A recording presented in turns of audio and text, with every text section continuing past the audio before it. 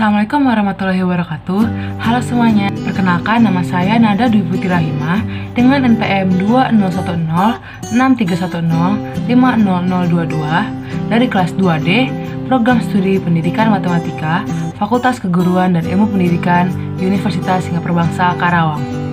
Kali ini saya akan menyampaikan materi yang dijadikan sebagai tugas ujian tengah semester mata kuliah Filsafat Pendidikan tahun akademik 2020-2021 semester 2 dengan dosen pengampu Bapak Dr. Haji Dadang Rahman Munandar, MPD.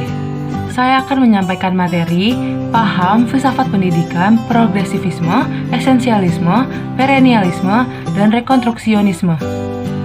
Yuk ditonton sampai akhir. Yang pertama yaitu progresivisme. Progresivisme berasal dari kata progres yang artinya kemajuan. Berarti, progresivisme merupakan aliran filsafat pendidikan yang menginginkan perubahan untuk lebih maju dalam bidang pendidikan, baik dari peserta didik, tenaga pendidik, lingkungan sekolah, kurikulum, dan lain sebagainya.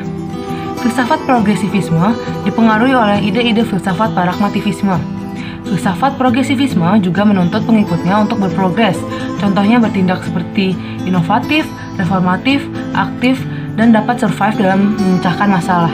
Tokoh-tokoh aliran progresivisme yaitu John Dewey, William James, dan Hans Vaihinger, dan masih banyak lagi. John Dewey berpendapat bahwa pendidikan dan pembelajaran adalah proses sosial dan interaktif yang harus dimiliki semua siswa untuk pembelajaran. Dalam pendidikan, progresivisme memberi kebebasan kepada peserta didik. Oleh karena itu, progresivisme tidak menyetujui pendidikan yang terpaku dan bersifat otoriter. Berikut ini merupakan prinsip-prinsip, metode, kurikulum, dan tujuan dari pendidikan progresivisme.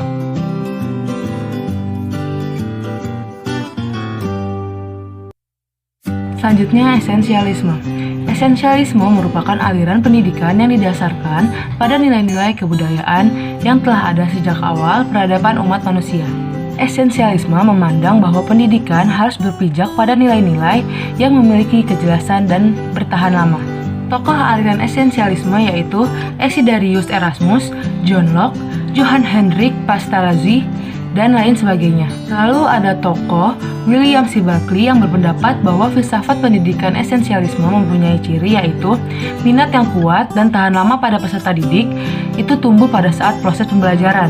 Dalam pendidikan aliran esensialisme, penguasaan materi atau mata pelajaran merupakan dasar dari pembelajaran. Aliran ini melatih dan mendidik peserta didik untuk menerapkan kebudayaan-kebudayaan lama yang telah membuktikan kebaikannya terhadap manusia.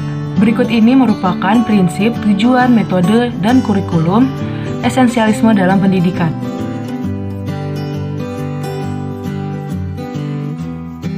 Selanjutnya yaitu perennialisme. Secara bahasa, perennialisme berasal dari kata perennial yang berarti kekal dan abadi. Aliran ini berupaya untuk menerapkan nilai-nilai dan norma-norma yang bersifat kekal dan abadi yang berada pada kebudayaan di masa lampau. Tokoh-tokoh pada aliran perennialisme yaitu Plato, Aristoteles, Thomas Aquinas, dan lain-lain. Menurut Plato, tujuan utama dalam pendidikan adalah melakukan pembinaan pemimpin yang sadar terhadap asas normatif dan melaksanakannya dalam seluruh aspek kehidupan.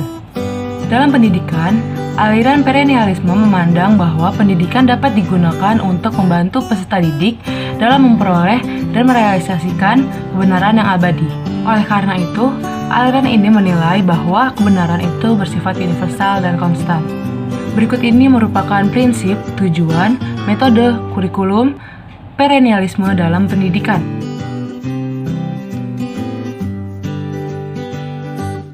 Dan yang terakhir yaitu rekonstruksionisme.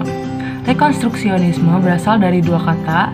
Yang pertama yaitu re yang berarti kembali dan konstruksi yang artinya menyusun. Jadi jika digabungkan, keduanya yaitu memiliki arti penyusunan kembali. Dalam filsafat pendidikan, rekonstruksionisme adalah suatu aliran yang berupaya merombak tata susunan yang lama dan juga tata susunan hidup kebudayaan yang mempunyai corak dan modern serta menjadi kesepakatan antar manusia.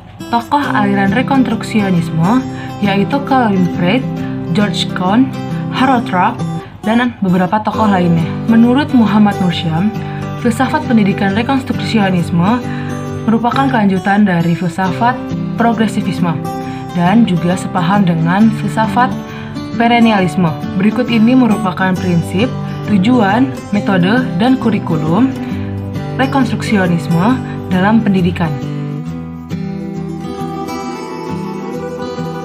Selanjutnya yaitu contoh-contoh dari keempat aliran tersebut. Yang pertama yaitu aliran esensialisme. Terlihat bahwa ada beberapa peserta didik yang sedang menari.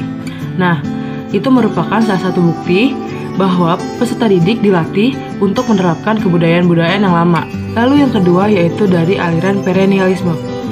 Aliran ini menerapkan metode membaca dan berdiskusi. Nah, bisa kita lihat bahwa di video ini ada beberapa peserta didik yang sedang membaca, sehingga ini bisa disebut sebagai aliran perennialisme.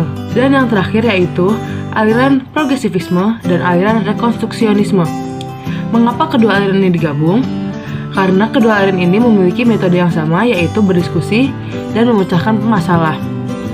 Bisa dilihat dari sini bahwa ada segerombolan peserta didik yang sedang berdiskusi untuk menyelesaikan suatu masalah, dan peserta didik yang sudah berdiskusi menyampaikan hasil diskusinya, sehingga peserta didik yang lain dapat mengetahui hasil diskusi atau materi yang lain. Nah, di sini guru hanya sebagai fasilitator, bukan sebagai yang aktifnya. Dari materi yang sudah disampaikan, dapat disimpulkan bahwa keempat paham tersebut memiliki perbedaan. Progresivisme berupaya untuk adanya perubahan agar menjadi lebih maju. Sedangkan esensialisme didasarkan pada nilai kebudayaan yang telah ada sejak awal peradaban manusia dan kurang menonjolkan pendidikan intelektualnya. Lalu untuk perennialisme menerapkan nilai dan norma yang kekal dan abadi pada masa lampau dan menonjolkan pendidikan intelektualnya. Dan yang terakhir yaitu rekonstruksionisme yang berupaya merombak tata susunan lama dan menciptakan tata susunan yang baru. Sekian penyampaian materi dari saya. Mohon maaf jika masih banyak kesalahan, dan terima kasih bagi yang sudah nonton sampai akhir. Jangan lupa like, komen, dan subscribe di bawah ini ya. Wassalamualaikum warahmatullahi wabarakatuh.